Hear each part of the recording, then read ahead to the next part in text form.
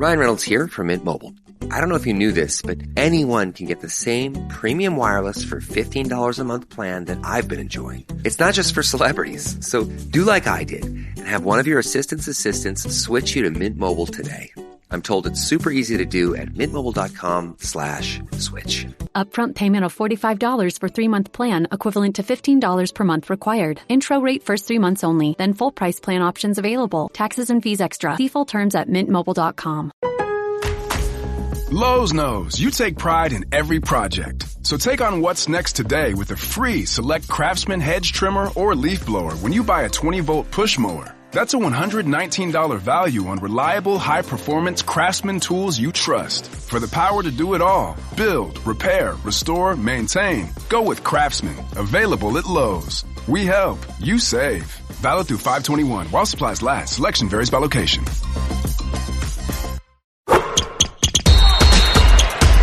From the Fifth Quarter Studio in Madison, Wisconsin, you're listening to the Coaching Youth Hoops Podcast. They're playing basketball. Here's our hosts, Steve Collins, and Bill Flitter. All right. Welcome to Coaching Youth Hoops. Coach, how are you? You know, talking hoops, as we any day say. we're talking hoops, man. Any day we have no problems when we're talking hoops. I know it is. Great. It's good. It's good. I know. And we're talking about shooting. My college coach would say I never saw a shot I didn't like. He would tell that to you, yeah. He would have. He did probably several times. So this is right up your alley. You should have a lot of knowledge and feedback to help. I'll tell you a story about my high school coach coming into locker room at halftime and just chewing me out about hold that story. We'll come to that. But before we get started, let's that's good. Give a big shout out to Game Changer. Talk about your stats and shooting stats. Use Game Changer to track your entire team shooting. Plus a lot more rebounds, basically any stat you want to track. They do that all automatically. Just point the camera on the court and sit back. And after the game, you'll have a full playbook of stats. Go to gc.com/coaching youth hoops. Love that. Yes. So, all right. So let me finish the story. So went into locker room at halftime and I had taken some really bad shots. And he just let me know that he was not happy with the shot selection. Well, what's a bad shot, coach? And maybe that's a good place to start. And that's what we're going to do. Well, it was like I wasn't shooting. This was okay. I'm going to age myself. This was pre 3-pointers. So this was just me being, I wouldn't say selfish, but me not hesitating on scoring and getting to the basket and the things that I was able to do. And he called me out. I mean, that was 40 years ago because I think I have our 40th coming up. It's like I remember that vividly, and I remember him like he was right. It was like I was worried about me rather than us, and I was making some bad decisions, and I think it helped our team moving forward. I think it helped me moving forward as a player, as a person. What grade were you in, or what? I was. This was in college. No, this was in high school. High school. Okay. Well, he moved me to point guard, and I really wasn't a point guard junior year, so I think it was senior year. Because he knew he needed it, and anyway, yeah, it was good, and it was like I think it's going to lead into tracking, how we talk about shot selection and how we and this is something that my coaches and I have talked about recently too. But talk about what you do with the green light thing, and I'll talk about kind of what we do then. Well, first you have to identify what is a good shot versus a bad shot and what that might look like. And a bad shot, I mean, there are, I guess that you can make a definite argument. There are bad shots that you shouldn't take if you're, got somebody in your face or two people on you, just throwing the ball up and praying. But there's those gray area shots. So what I talk about is your green light shot. Your green light shot is different than mine. I was never a 3-point shooter, so that is not my green light shot. My green light shot would be inside the three, short range, underneath the basket. Okay, that's my green light shot. And could I have developed a 3-point shot? Absolutely. Right. But you have to have a starting point. So I always say hit your green light shot. Your green light shot is like, okay, you have a high percentage of making that, right? It's Right. average or above average. We ran the flex, and mine was the elbow shot. I mean, I literally I've beaten NBA players, former, future NBA, but I have lost very few games of horse against my players unless they move me out of my range deep, which is, Right. I don't tend to play those kids because I can't beat them. But Smart. I will beat a lot of people shooting at the elbows. I won't miss them. I literally close my eyes and I can feel that distance right now, because that was where I could get a shot coming off, the flex and kind of some of those things. So that was definitely a green light shot for me. That was in. If I was shooting that, it was in. And I think it's okay too to talk about that as a team. And I do is saying, doesn't mean that, if you work out a little bit harder, that your green light range will change or move or get further. So when we're doing specific things where, when we're running the blitz, for example, and you're coming off of that ball handoff, some people have a green light shot to hit the shot right at the top of the key. Others like, okay, you got to go in, because that's your green light shot. You got to go penetrate the 3-point line.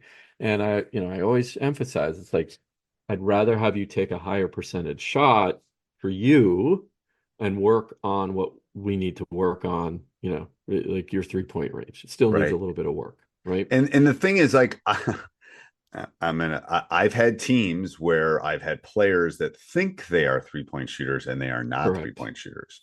Yeah. So we have, like, you can get a license to shoot, like you can get a license to drive, you can get a license to shoot a three. But then how do you do that? And we have to set up different criteria about, okay, what does this entail? Like, you have to make so many threes in an empty gym with someone rebounding for you. You have to make so many. So we have different criteria depending on the player and the thing. Because they have to prove to me, and sometimes we'll track practice and keep stats in practice. But I said, you gotta take your driver's test, just like you gotta take your 3-point shooting test. You got to come in here. And I said, you should be able to hit threes in an unguarded in a gym at from high school kid, varsity kid, high level program, 60% time, easy. Like, when you're not guarded and I'm just throwing you the ball, there's no defense, there's no pressure. At a 60% clip, because it's going to drop about 20-30% when you are moving in full court, blah blah blah. And then I say, come do this. You come do this a couple of days in a row and hit these, then we'll have a discussion about what your green light shot is. But until you show me that, it's like, you got to earn it. Is what you got to earn it. And there's people on my team that have, like, I have a couple players this year that if they are open and they don't shoot a three, they will be in trouble. Right. They are that good as shooters. Like, why didn't you shoot that? That's selfish. You not shooting that.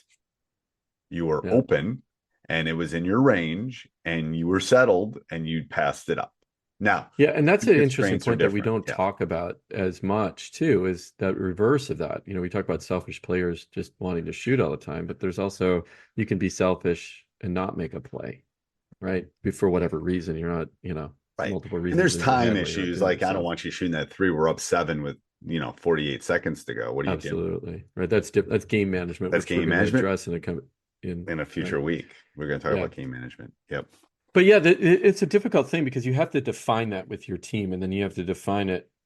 You have to define it with your team in general. You have to define it in game situations, and then you have to define it at the individual level. So how does a youth coach go from, I don't know my players, to, okay, this person can shoot here and this person can shoot here? Generally speaking, is this: if you're in 3rd grade, very rare exceptions that a green light shot is outside the 3-point line. Right. All right. Just general. So, it makes it, I guess, in one hand, it makes it a lot easier for you. I never discourage anyone shooting kind of some mid-range shots, or hey, that's not your green light shot. A green light shot could also be the situation where, man, if you had one more pass, that was a better shot for that other person than what you had. Maybe you had someone closing out on you. Maybe it's a yellow light shot. And one more pass would have made it a green light shot for your teammate. And I think it's learned through repetition.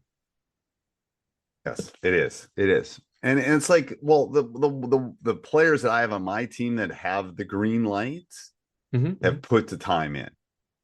Right. Yeah.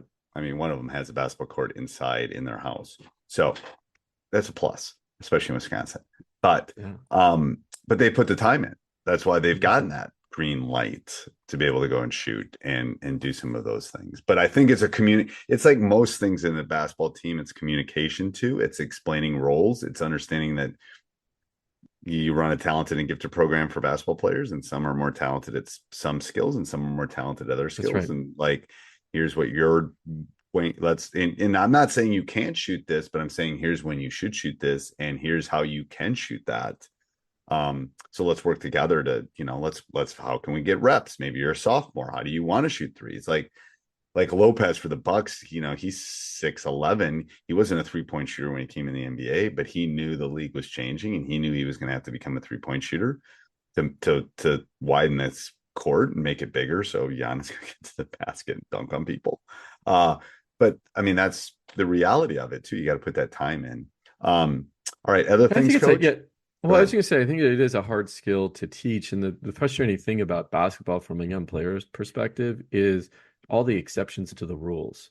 So again, kind of game management situation. If you're down one, right, and you happen to get the ball and there's, a few seconds left on the clock, and you're standing in a situation where that is not your green light shot, but you better get that ball in the air just because, to Hail Mary at that point. You got to throw it up. Well, coach, you told me that's not my green light shot, so I can't shoot that. But right? Well, that's an exception, right? And that's the frustrating part. But you again teach them what a uncontested shot looks like, and a contested shot, and a semi-contested shot, right? A closeout shot, your individual green light shot, and it's going to take time and it's going to take reps. I think that's what it comes down to. But hand in your face or just throwing up the ball, right? It's probably never a good situation unless it's a couple seconds left on the clock and you got to get the ball in. So I agree. All right. Anything else, Coach? Yeah. Coaches, go check out Coaching Youth Hoops for all your coaching resources.